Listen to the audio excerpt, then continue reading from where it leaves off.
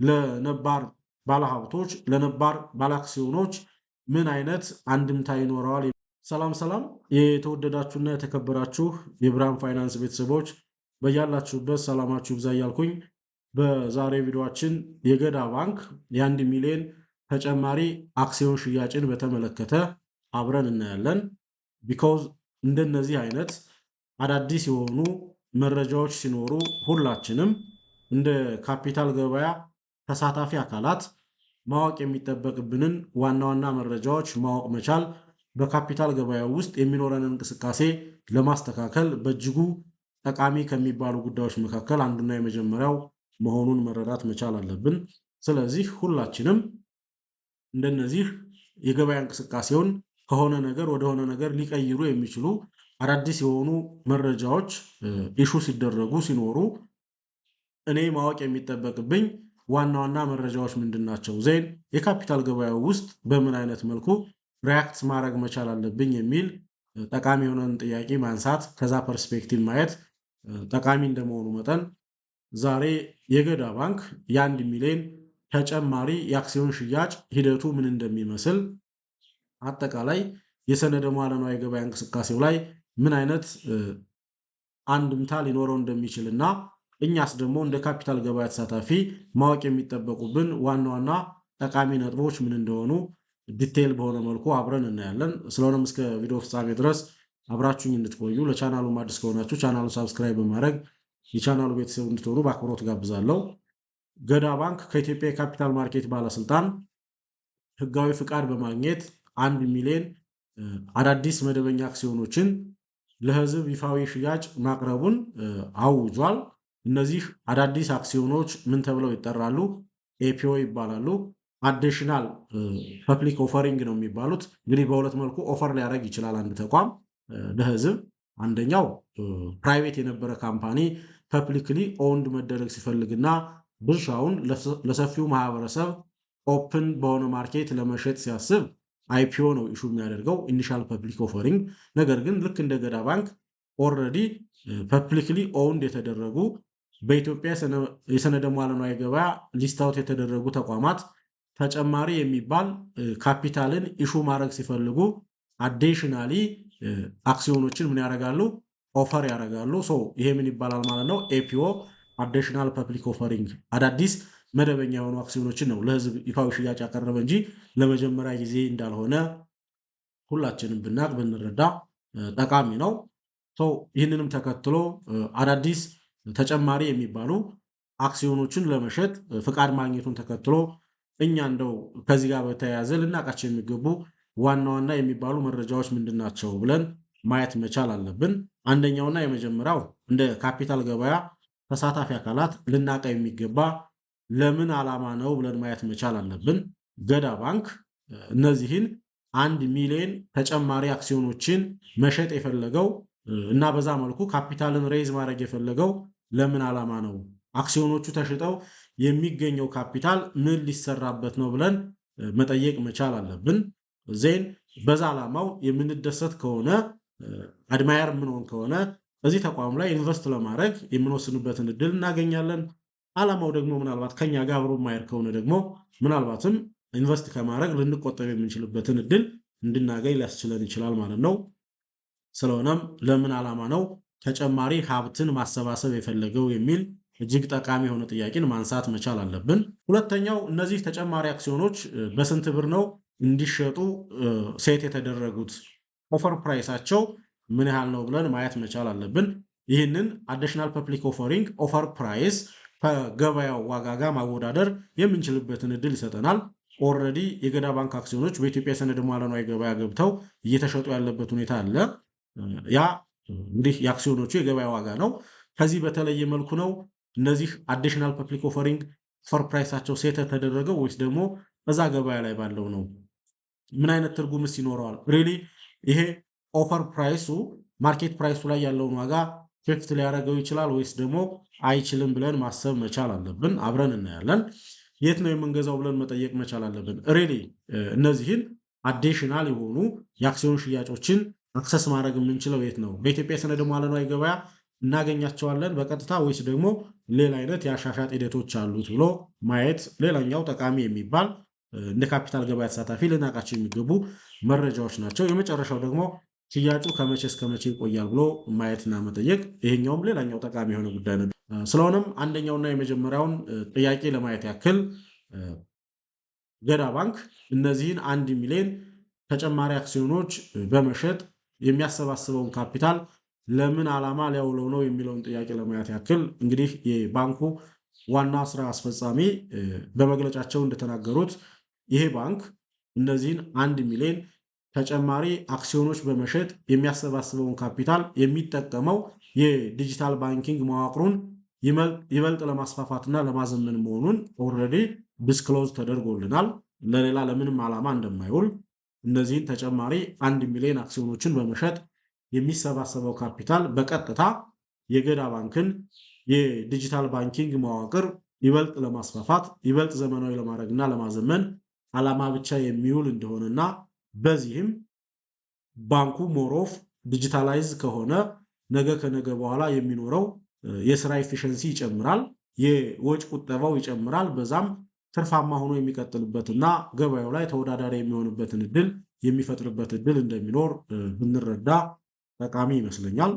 ሁለተኛና ሌላኛው ጉዳይ የባንኩ የፋይናንስ አቅም ምን ይመስላል? እነዚህን 1 ሚሊዮን የሚደርሱ ተጨማሪ አክሲዮኖችን ለመሸጥ ባሰበበት በዚህ ወቅት የፋይናንስ አቅሙ ምን ይመስላል? ዘይን እያንዳንዳቸው ሊሸጡ የታሰቡ አክሲዮኖችስ ኦፈር ፕራይሳቸው ምን ያህል ነው ብሎ ማየት ሌላኛው የሚጠበቅ ጉዳይ ነው። ገዳ ባንክ ይህንን የአክሲዮን ሽያጭ የጀመረው ጥሩ በሚባል የፋይናንስ እድገት ላይ የፋይናንስ ቁመና ላይ ሆኖ እንደሆነ አሁንም የባንክ ፕሬዚዳንቱ በመግለጫቸው ላይ አሳውቀዋል። ይህንንም ተከትሎ ባንኩ ባለፈው የሂሳብ ዓመት ከታክስ በፊት ከ1 ቢሊዮን ብር በላይ የተጣራ ትርፍ ያገኘ መሆኑንና ከ16.54 ቢሊዮን ብር በላይ ጠቅላላ ሀብት ያስመዘገበ መሆኑን ተገልጿል። ስለሆነም አሁን የቀረቡት እነዚህ 1 ሚሊዮን አዳዲስ አክሲዮኖች የእያንዳንዳቸው ዋጋ ይሄ ሆኖ ሴት የተደረገ መሆኑን ሁላችንም ልንረዳ ይገባል። ስለዚህ እነዚህ 1 ሚሊዮን ኤፒኦ የምንላቸው ወይም ደግሞ አዲሽናል ፐብሊክ ኦፈሪንግ ኦፈር ፕራይሳቸው 1050 ብር ነው ማለት ነው።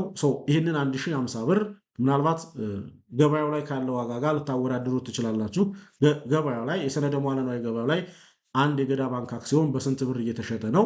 ዘይን ባንኩ ደግሞ አሁን ባወጣቸው አዲሽናል ፐብሊክ ኦፈሪንግ ላይ አንድን አክሲዮን በዚህ ያህል እየሸጠ ነው። የሁለቱ ልዩነት ወደ የት ይሄዳል?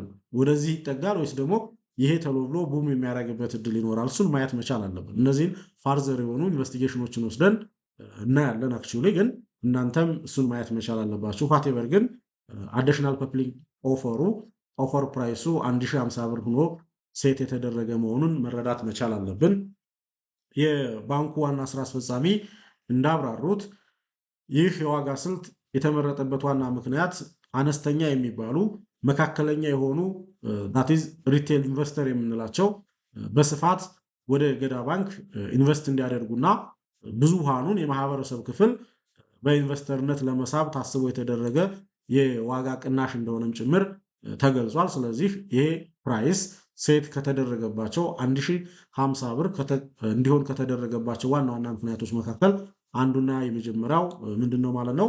ብዙ የሚባሉ የማህበረሰብ ክፍሎችን ያ ማለት አነስተኛና መካከለኛ የሚባሉ ሪቴል ኢንቨስተሮችን በስፋት ለመሳብና የባለቤትነት ድርሻን ለብዙሃን ለማድረስ ታስቦ ዋጋው አነስ ካለ ብዙ የሚባል የማህበረሰብ ክፍል ባንኩ ላይ ኢንቨስት የሚያደርግበት እድል ይኖራል። በዛም ወደፊት የስራ አድማሱን ጭምር እንዲሰፋ ሊያደርግ የሚችልበትን እድል ለመፍጠር ታስቦ የተደረገ የዋጋ ትመና ሂደት እንዳለም የባንክ ፕሬዚዳንቱ እንደምታዩት አብራርተዋል። ሌላው ልናውቅ የሚገባ እጅግ ጠቃሚ የሆነው ነጥብ ሽያጩን የሚያስተናግዱት ህጋዊ ተቋማት እነማን ናቸው? ህጋዊ ደላሎች፣ ኩባንያዎች እነማን ናቸው ብለን መጠየቅ መቻል አለብን። እዚህ ላይ ሁለት አይነት ገበያዎች ይኖራሉ። አንደኛውና የመጀመሪያው ፕራይሜሪ ማርኬት የምንለው ነው። ሁለተኛው ደግሞ ሰከንዳሪ ማርኬት የምንለው ስለሆነም ይሄ ሰነድ ኤፒኦ እንደመሆኑ መጠን አዲሽናል ፐብሊክ ኦፈሪንግ እንደመሆኑ መጠን የሰነደ መዋዕለ ንዋይ ገበያው ላይ እንደማይገኝ ሁላችንም መረዳት መቻል አለብን። ሽያጩ የሚፈጸመው የት ላይ ነው ማለት ነው? የመጀመሪያ ደረጃ ገበያ ላይ እንደሚሆን ፕራይሜሪ ማርኬት ላይ እንደሆነ ሁላችንም መረዳት መቻል አለብን። እነዚህን አዲሽናል ለመሸጥ ኢሹ የተደረጉ የድርሻ ሰነዶችን በኢትዮጵያ ሰነደ ሙዓለ ንዋይ ገበያ በኩል በቀጥታ አሁን ላይ የሽያጭ ፔሪዮዱ ሳያልቅ ማግኘት እንደማይቻል ሁላችንም መረዳት መቻል አለብን። በቀጥታ የት ነው የሚገኘው ማለት ነው? በመጀመሪያ ደረጃ ገበያ ወይም ደግሞ ሽያጩን እንዲፈጽሙ ፍቃድ በተሰጣቸው አካላት። እንግዲህ እነዚህ አካላት እነዚህን ኤፒዎች 1 ሚሊዮን የሚደርሱ ተጨማሪ አክሲዮኖችን እንዲሸጡ ገዳ ባንክ ፓርትነር አድርጓቸዋል። ገዳ ሴኩሪቲስ፣ ሲቢ ካፒታል፣ አዋሽ ካፒታል እና ወጋገን ካፒታል ይህንን ተጨማሪ የ1 ሚሊዮን የአክሲዮን ሽያጭ ያቀላጥፋሉ ማለት ነው። ሰው በቀጥታ በኢትዮጵያ ሰነደ ሙዓለ ንዋይ ገበያ ንዋይ የሞባይል መተግበሪያ አፕሊኬሽንን ተጠቅማችሁ ግዥ ለመፈጸም የማትችሉበት እድል እንዳለ መረዳት መቻል አለባችሁ። ቢኮዝ ግብይቱ እየተደረገ ያለው የት ነው ብለናል? የመጀመሪያ ደረጃ ገበያ ላይ ነው። ቀጥታ እናንተ የሚከፍሉት ብርም ገቢ የሚሆነው ለባንኩ እንደሆነ መረዳት መቻል አለብን። ሰነደ ሙዓለ ንዋይ ገበያው ላይ ግን ሰከንዳሪ ማርኬት እንደመሆኑ መጠን እናንተ ግዥ ስትፈጽሙ የሚከፍሉት ክፍያ ቀጥታ ለባንኩ ወይም ደግሞ ለዛ ተቋም ሳይሆን የሚገባው ለሸጠላችሁ ኢንቨስተር እንደነበር ሁላችሁም ታውቃላችሁ። ሰው አሁኑ ግን ቀጥታ ሬዝ የሚደረገው ካፒታልም ፈሰስ የሚደረገው ወደ ተቋሙ እንደመሆኑ መጠን ይህንን ፋሲሊቴት ለማድረግ የምንጠቀመው ወይም ደግሞ የሚጠቀመው የገበያ መጀመሪያ ደረጃ ገበያ እንደሆነና በዚህም ሽያጩን ለማከናወን እነዚህ 4 ህጋዊ ደላላ ተቋማት ፍቃድ ያላቸው መሆኑና ከነዚህ አክሰስ ማድረግ የሚችሉበት እድል እንዳለ ለመጠቆም እወዳለሁ። ሌላው የሽያጭ ጊዜ ሰሌዳው መቼ ተጀምሮ መቼ ያበቃል? ይሄ እንዳልኩት እጅግ ጠቃሚ ነው። የራሳችሁን ስኬጁል ሴት ለማድረግ በእጅጉ ይጠቅማል። ቢኮዝ እስከዚህ የሚቆይ ከሆነማ ይሄኛውን ሽጬ አክሲዮን እገዛለሁ ሳምቲንግ ልትሉ ትችላላችሁ። ወይ ደግሞ በዚህ ሰዓትማ ብር የለኝም ሳልገዛ ልቀር ነው የምትሉበትን እድልም እንድታውቁ ስለሚያደርግ የሽያጭ ጊዜ ሰሌዳውን በሚገባ ማየትና አጠቃላይ የገበያ እንድምታው ምን ሊሆን እንደሚችል መረዳት መቻል አለብን። የአክሲዮን ምዝገባው ሼር ሳብስክሪፕሽን ዊንዶ በይፋ የተከፈተው ሰኔ 23 ቀን 2026 ሲሆን ሽያጩ የሚያልቀው መስከረም 17 2026 መሆኑንና ይህም ለ3 ወር የሚቆይ መሆኑን ብንረዳ መልካም ነው። በመጨረሻም ገበያ ላይ ላሉ አክሲዮኖች ኦልሬዲ በኢትዮጵያ ሰነደ ሙዓለ ንዋይ ገበያ ሊስት ለተደረጉ አክሲዮኖች አሊያም ደግሞ ለነባር ባለሀብቶች ለነባር ባለአክሲዮኖች ምን አይነት አንድምታ ይኖረዋል የሚለውን ጥያቄ ለመጠየቅ እወዳለሁ።